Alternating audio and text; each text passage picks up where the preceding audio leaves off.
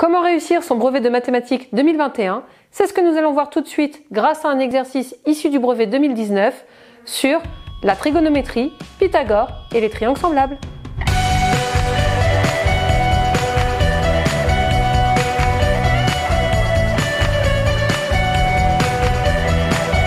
Bonjour et bienvenue sur Éducation Happy, la chaîne où l'apprentissage passe par le plaisir. Vous y trouverez des vidéos éducatives et ludiques, de la petite section de maternelle à la classe de seconde. De nouvelles vidéos sont publiées chaque semaine, alors si vous êtes nouveau, n'hésitez pas à vous abonner. Il s'agit d'une série de vidéos un petit peu spéciale, puisque je vais vous aider à préparer votre brevet de mathématiques 2021 en vous proposant un certain nombre d'exercices. Je sais que l'année n'a pas été facile. Si jamais vous avez des questions, n'hésitez pas à les laisser en commentaire, je me ferai un plaisir d'y répondre. On y va! Dans cette vidéo de préparation au brevet de mathématiques 2021, nous allons voir la trigonométrie, Pythagore et les triangles semblables. On y va pour l'énoncé. Dans cet exercice, on donnera, si nécessaire, une valeur approchée des résultats au centième près. Pour construire le décor d'une pièce de théâtre, figure 1, Johanna dispose d'une plaque rectangulaire ABCD de 4 mètres sur 2 mètres, dans laquelle elle doit découper les 3 triangles du décor avant de les superposer. Elle propose un découpage de la plaque, figure 2. Le triangle ADM respecte les conditions suivantes. Le triangle ADM est rectangle en A. AD égale 2 mètres, ADM égale 60 degrés. Première question. Montrez que AM mesure environ 3 mètres 46. Merci. Donc ici, on doit trouver la mesure de AM. On sait que c'est environ 3,46 mètres puisqu'on nous le donne au départ. C'est plutôt simple du coup. Donc on est dans le triangle ADM qui est un triangle rectangle en A, comme nous l'indique l'énoncé, et on sait que AD fait 2 mètres. En revanche, on n'a pas la mesure de DM et on n'a pas la mesure de AM. Donc on ne peut pas utiliser Pythagore. Il aurait fallu avoir au moins un autre côté pour pouvoir utiliser Pythagore. Mais on a la mesure de l'angle ADM et l'angle ADM mesure 60 degrés. Donc on va pouvoir utiliser la trigonométrie puisque nous sommes dans un triangle rectangle. La trigonométrie, je vous rappelle, avec la formule K SOTO A, qui veut dire que pour trouver le cosinus, on fait K, c'est-à-dire le côté adjacent à l'angle sur l'hypoténuse. Pour trouver le sinus, on fait SO, ce qui veut dire qu'on met le côté opposé à l'angle sur l'hypoténuse. Et pour la tangente, TOA, donc la tangente d'un angle, c'est le côté opposé à cet angle sur le côté adjacent. Donc ADM est un triangle rectangle en A et on a la tangente de ADM, de l'angle ADM, c'est le côté opposé sur le côté adjacent. Le côté opposé à l'angle ADM, donc à cet angle-là, c'est le côté qui ne touche pas l'angle, donc c'est AM. Okay. Ici, là, on a l'hypoténuse, parce que je vous rappelle que l'hypoténuse, c'est le côté qui se trouve en face de l'angle droit, donc c'est DM. Et puis ici, on va avoir le côté adjacent. Donc, côté opposé, c'est AM, et le côté adjacent, c'est le côté qui touche l'angle, donc l'angle ADM, mais qui n'est pas l'hypoténuse, à savoir AD. Donc, tangente de 60 degrés, tangente à 60 degrés, puisqu'ADM fait 60 degrés, est égale à AM sur AD. On sait que AD, ça fait 2 mètres. Donc, tangente 60 est égale à AM sur 2. Et pour savoir ce qu'on fait une fois qu'on en est là, il suffit de faire en fait une croix. Vous faites une croix. Les deux données qui se touchent, vous pouvez les multiplier et vous pouvez multiplier les deux autres. Alors là, vous voyez qu'ici, il n'y a rien. En fait, on pourrait mettre tangente 60 degrés sur 1. Donc, du coup, on dit que AM, on le multiplie par 1 et AM multiplié par 1, ça donne AM. Ça, c'est pour vous aider quand vous en êtes là.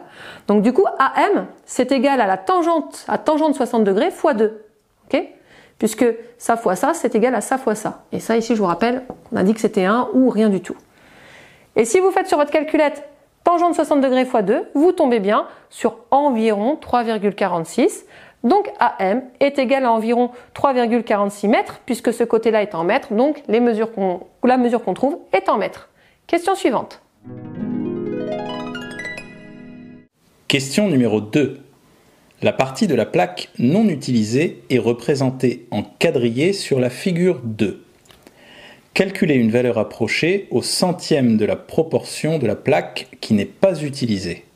On nous demande de calculer la proportion de la plaque non utilisée, c'est-à-dire MBCN. Donc ce qu'on va faire, c'est qu'on va calculer MB déjà. Donc on sait que M appartient à AB, puisque c'est sur le rectangle. Et du coup, MB, c'est égal à AB, d'accord, moins AM. On est d'accord que MB, c'est égal à ça, moins ça. Donc c'est égal à 4, puisqu'on sait que AB, c'est égal à 4, moins 3,46, c'est ce qu'on a trouvé juste avant. Ça fait donc environ 0,54 mètres. Et la proportion de la plaque non utilisée, comme on voit que la plaque non utilisée, elle fait la même largeur. Regardez, c'est la même largeur que le reste de la plaque. Donc vraiment, cette proportion-là, ce sera la même proportionnalité que MB par rapport à AB. Si vous voyez, si vous voulez. Puisque comme on est sur la même largeur, en fait, ça sur ça, c'est pareil que ça, sur le rectangle. Donc du coup, on met MB sur AB. MB, ça fait 0,54 et AB, ça fait 4. Ça fait donc environ 0,14, puisqu'on nous a demandé d'arrondir au centième près, donc dixième, centième. Et 0,14, c'est 14%. Donc la plaque MBCN représente 14% du rectangle ABCD. Question numéro 3.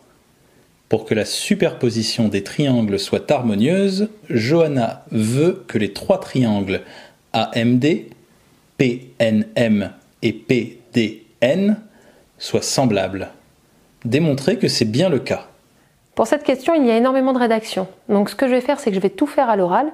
Et si vous voulez retrouver l'écrit, vous pouvez aller voir ma fiche qui est associée à cette vidéo.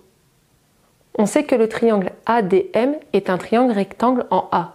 Or, dans un triangle rectangle, la somme de ses angles aigus est égale à 90 degrés, puisque ce sont des angles complémentaires. Donc ce qui veut dire que l'angle AMD, c'est égal à 90 moins 60. Donc ici, on a 30 degrés.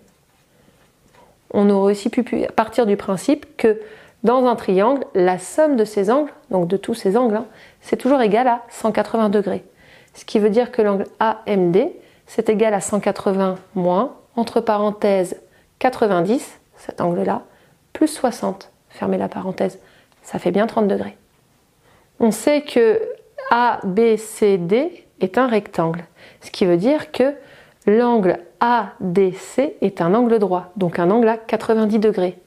Ce qui veut dire que si ADM fait 60, alors l'angle MDC, ici, est égal à 30 degrés. Dans le triangle DPN, qui est rectangle en P, on connaît maintenant la mesure de l'angle PDN, qui est donc de 30 degrés. Or, comme tout à l'heure, dans un triangle rectangle, la somme des angles aigus est égale à 90 degrés ou est complémentaire. Donc ce qui veut dire que l'angle DNP est égal à 90 moins 30, soit ici on a 60 degrés. On aurait aussi pu dire que dans le triangle DPN, la somme de ces angles est égale à 180 degrés. Donc l'angle DNP est égal à 180 moins 90, puisque l'angle DPN ça fait 90, plus donc 90 entre parenthèses, plus 30. Et donc du coup, 180 moins 90 plus 30, ça fait bien 60 degrés. On sait que l'angle AMN, c'est un angle droit, donc un angle à 90 degrés. Ce qui veut dire que l'angle DMN, c'est égal, il est égal à l'angle AMN, donc à 90 degrés, moins cette partie-là, moins AMD, moins 30 degrés. Donc 90 moins 30, ça fait 60. Ici, du coup, on a 60 degrés. Maintenant, on va se positionner dans le triangle MPN, qui est un triangle rectangle en P. Donc, comme tout à l'heure, dans un triangle rectangle, la somme de ses angles aigus est égale à 90 degrés ou est complémentaire, ce qui veut dire que l'angle PNM est égal à 90 degrés moins PMN moins 60 degrés, donc 90 moins 60, ça fait 30 degrés. On voit du coup que dans le triangle ADM, on a un angle de 90 degrés, un angle de 60, un angle de 30 degrés. Dans le triangle DPN, on a un angle de 90 degrés, un angle de 60 et un angle de 30 degrés. Et dans le triangle MPN, on a un angle de 90 degrés, un angle de 60 et un angle de 30 degrés. Donc là, les trois triangles sont semblables. Il suffisait d'avoir deux angles, hein, c'est-à-dire que si on avait pu prouver que là, on avait 60, 60 et 60, c'était largement suffisant. Moi, je vous ai tout mis, comme ça, vous choisissez ce que vous voulez. Mais vous sortez la propriété des triangles semblables qui dit que lorsque deux triangles ont leurs angles 2 à 2 de même mesure, alors ce sont des triangles semblables. Et puis voilà, vous avez prouvé que là, les trois triangles sont semblables. Question numéro 4.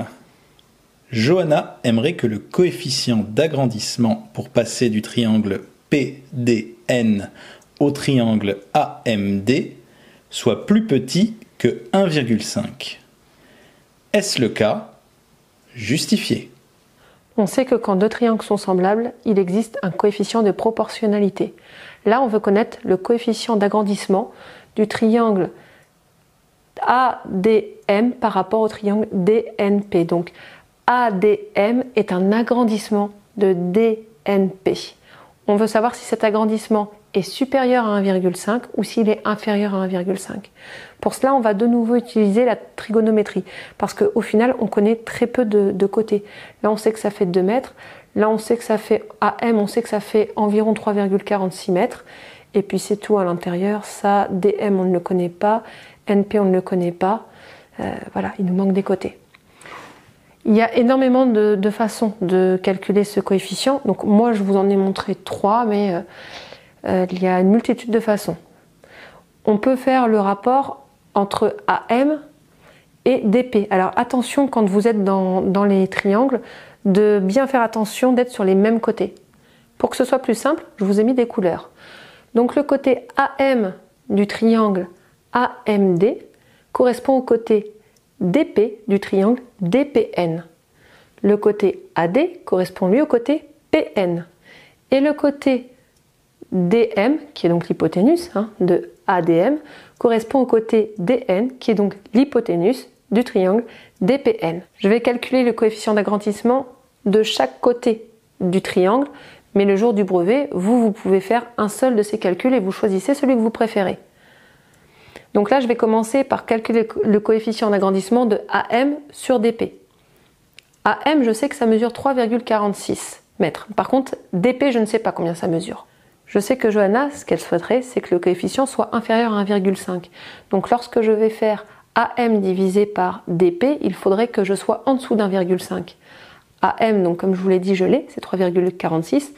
Et DP, pour le trouver, je vais utiliser ma trigonométrie, puisque le triangle DPN est un triangle rectangle en P. Donc j'ai utilisé le cosinus, j'aurais pu aussi utiliser le sinus, mais bon là j'ai pris le cosinus. Donc le cosinus de l'angle NDP. Donc de cet angle-là. Le cosinus, je vous rappelle que c'est côté adjacent sur hypoténuse. Donc le côté adjacent, ici, à cet angle, c'est le côté DP. Et l'hypoténuse, c'est DN. Donc cosinus de l'angle NDP, c'est DP sur DN.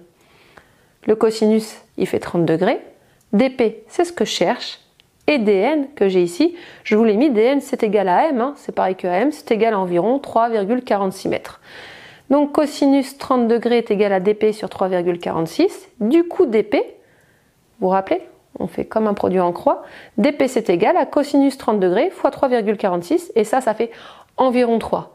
Alors comme là on est à peu près en haut, on est à peu près en bas, on est à peu près, le résultat est à peu près et le coefficient est à peu près de 1,15.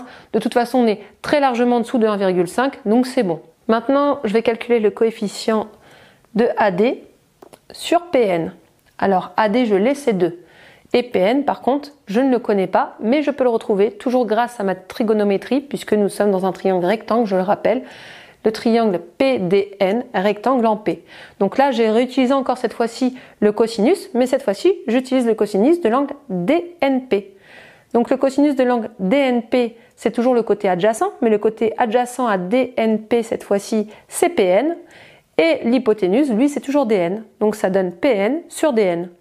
Et PN, c'est ce que je cherche, dn, qui est ici, je l'ai dit tout à l'heure, ça fait environ 3,46. Donc du coup, Pn, donc vous voyez, vous vous rappelez, on fait la croix, Pn fois 1, hein, du coup. Pn, c'est égal à cosinus 60 degrés fois 3,46. Et ça donne que Pn égale 1,73 mètres. Je mets AD sur Pn, c'est égal à 2 sur 1,73. Et 2 sur 1,73, ça donne 1,16. Vous voyez que c'est pas exactement le même résultat, c'est parce que en fait, à chaque fois, on est à peu près. En réalité, comme là, on va voir que c'est 1,16, je pense que le coefficient est plus proche de 1,16 que 1,15. Mais de toute façon, 1,16 ou 1,15, ça ne change pas grand-chose, puisque les deux sont inférieurs à 1,5.